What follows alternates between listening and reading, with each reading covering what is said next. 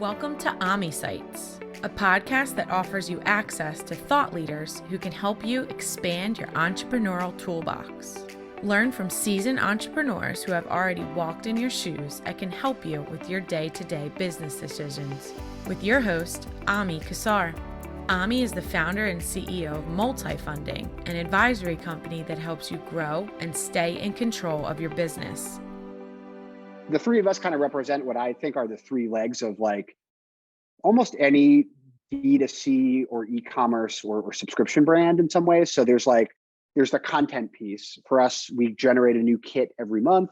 We've done, well over 100 of these. We have hundreds into the thousands of recipes. Like there's that original content, and that's like everything else is kind of draped around that, right? Because that's the thing that people have done many times. We've taught hundreds of thousands of kids and families to cook. So there's the content piece.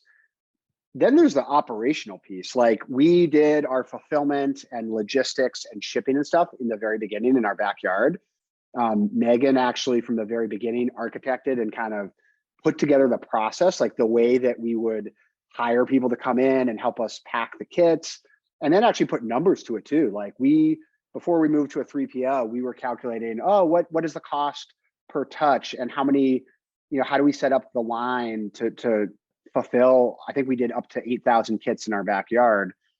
So there's a real okay, we have the content, we can package it, but how do we then get it to the customer in the inflationary environment we've been in the last year? Like how do we save costs? How do we save money on shipping? How do we batch all of our shipping to different parts of the country and save a little bit of money? So there's the operational component from that.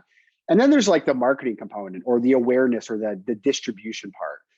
That's kind of my core, background.